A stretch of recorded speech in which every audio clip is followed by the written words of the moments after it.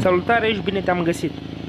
Nu știu ce părere aveți voi despre camioanele Scania, dar eu le consider printre cele mai arătoase, iar pe lângă faptul că sunt arătoase, îmi place sunetul acela specific lor, sunetul de V8.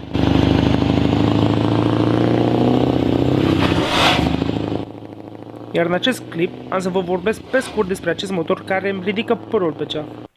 Dar mai întâi să vorbim puțin despre istoria companiei și anume despre logo-ul acesteia, care descrie capul încoronat al creatorului mitic Griffin, cunoscut și sub numele de Gripen, derivat din sistema cele mai sudice regiuni suedeze, Scania.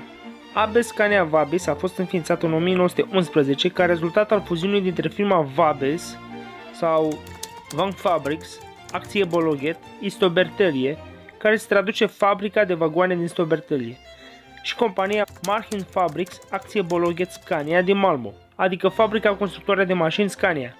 Vabis a fost înființat în 1891 și se ocupa de construcția de vagoane și căi ferate, în timp ce Marhin Fabriks, acție Bologet Scania a fost inițial înființată ca producător de biciclete în 1900. Ambele companii și-au încercat norocul de a construi automobile, camioane și motoare. Dar să revenim la subiectul nostru principal, motorul V8, deoarece istoria companiei se întinde pe mai bine de 100 de ani, iar dacă vă interesa un subiect separat despre acest subiect, îmi puteți lăsa un comentariu mai jos. Până la sfârșitul anilor 60, Autoritatea pentru Siguranța Rutieră a realizat că camioanele trebuie să țină pasul cu fluxul traficului rutier, iar ca acest lucru să se întâmple, au impus companiilor constructoare de autocamioane să construiască un motor care să aibă echivalentul a 8 cai putere pe tonă brută, adică peste 300 de cai putere pentru 38 de tone. Atunci Scania a introdus un motor turbo V8 cu așezarea pistoanelor la 90 de grade, de 350 de cai putere, cu capacitatea cilindrică de 14.200 cm3 și a dezvoltat 1245 de Nm. Acest motor a fost în acel moment cel mai puternic motor de camioane din Europa, iar sunetul său remarcabil a fost bine cunoscut în rândul entuziaștilor.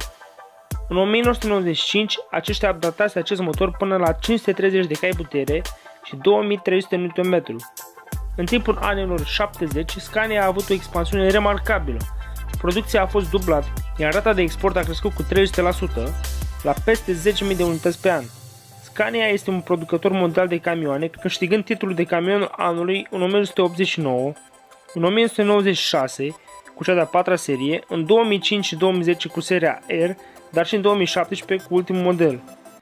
În 2000 a fost lansat noul motor V8 de 16 litri cu un design complet nou. Modelul V8 de 16 litri a evoluat de la Euro 4 la Euro 6. Varianta de top acum livrează 730 de cai putere și cuplu de 3500 Nm. Motoarele diesel Euro 6 V8 de 16 litri sunt omologate și pentru a funcționa cu biodiesel și gaz.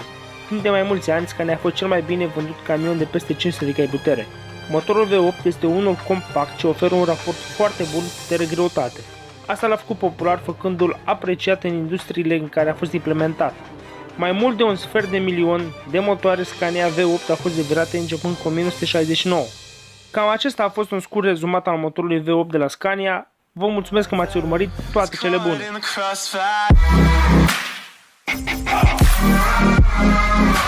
It's caught in the crossfire.